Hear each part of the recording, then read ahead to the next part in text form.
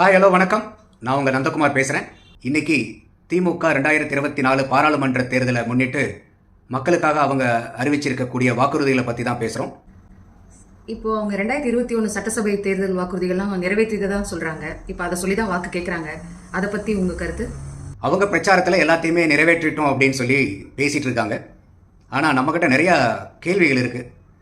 உதாரணத்துக்கு மகளிருக்கு 40% இடஒதுக்கீடு நம்ம கொடுப்போம் அப்படின்னு சொல்லி 2021 சொல்லியிருந்தாங்க. அதை நிறைவேற்றிட்டாங்களா? டீசல் விலை 4 ரூபா, பெட்ரோல் விலை 5 ரூபா குறைப்போன்னு சொல்லியிருந்தாங்க. அதுவும் பெட்ரோல் மட்டும் 3 ரூபா குறைச்சாங்க, டீசலுக்கு எதுவுமே குறைக்கல. ஜல்லிக்கட்டு காளைகளுக்கு பூராமே 1000 ரூபா கொடுப்போம் அப்படின்னு சொல்லியிருந்தாங்க. அது எத்தனை காளைகளுக்கு இது வரைக்கும் கொடுத்துருக்காங்கன்னு நமக்கு தெரியல.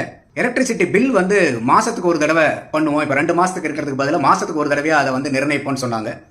ஒரு விவசாயி சேதத்தினால பாதிக்கப்பட்டா கூட அவருக்கு பயிர் பாதுகாப்பு கொடுக்கறதுக்கு வழிமுறை செய்வோம் அப்படின்னு சொன்னாங்க. செய்யல. தாங்க ஆட்சிக்கு வந்ததுக்கப்புறம் அதிமுக அமைச்சர்கள் மேலே பூரா இருக்கக்கூடிய மோசடி வழக்குகளை, ஊழல் வழக்குகளை விசாரிக்கிறதுக்காக நாங்கள் தனி நீதிமன்றம் அமைப்போம்னு சொன்னாங்க.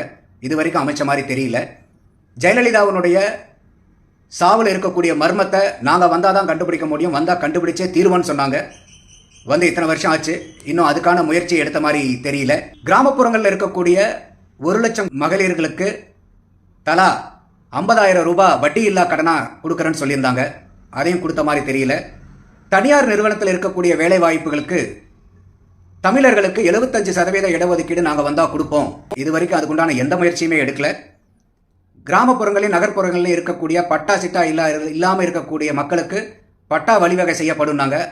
இந்த பட்டா கொடுக்கறதுல எந்த விதமான ஒரு முன்னேற்றமுமே தெரியல. ஓபிசிக்கு எக்கனாமிக்கலி வீக்கல் செக்ஷனுக்கு இருக்கக்கூடிய அந்த லிமிட் 8 லட்சம் ரூபாய்ங்கிறது 25 லட்சம் ரூபாய்க்கு நாங்கள் உயர்த்துவோம்னு சொன்னாங்க. அதையும் அவங்க உயர்த்தலை. முக்கியமாக நாங்கள் டாஸ்மாக உடனே மூடுவோம்னு சொல்லியிருந்தாங்க. இன்னைக்கு வரைக்கும் அதை பற்றி ஒரு வார்த்தை கூட பேசுறதுக்கு இல்லை. எல்லா குடும்ப தலைவிகளுக்கும் மகளிர்களுக்கு 1000 ரூபாய் கொடுப்போம்னு சொல்லியிருந்தாங்க. அது கொடுத்தாங்களா? இல்லை. ஈரோட்டில் மஞ்சள் ஆராய்ச்சி கழகம் அமைப்போம்னு சொல்லியிருந்தாங்க. இன்னைக்கு வரைக்கும் அதுக்குண்டான எந்த விதமான முயற்சியும் எடுக்கல. அதிமுக ஆட்சியில் இருந்தபோது நீட்டு விலக்க முடியாதுன்னு தெரிஞ்சுட்டு அரசாங்க பள்ளி மாணவர்களுக்கு ஏதுவாக இருக்கிறதுக்காக 7.5% உள்ளொதுக்கீடு கொடுத்துருந்தாங்க. அதையே திமுக தாங்கள் ஆட்சிக்கு வந்ததுக்கப்புறம் அந்த 7.5% 10% உயர்த்தி இன்னும் அரசாங்க பள்ளி மாணவர்களுக்கு வழிவகை செய்வோன்னு சொல்லியிருந்தாங்க. அதையும் சொல்லல. இன்னும் இதை சொன்னோம்னா லிஸ்ட் பெருசாகிட்டே போகும். இது வரைக்கும் நம்மளுடைய சேனலை சப்ஸ்கிரைப் பண்ணாதவங்க தயவுசெய்து சப்ஸ்கிரைப் பண்ணுங்க. இந்த வீடியோ உங்களுக்கு பிடிச்சிருந்தா உங்களுடைய நண்பர்களுக்கும் குடும்பத்துக்கும் இதை ஷேர் பண்ணுங்க.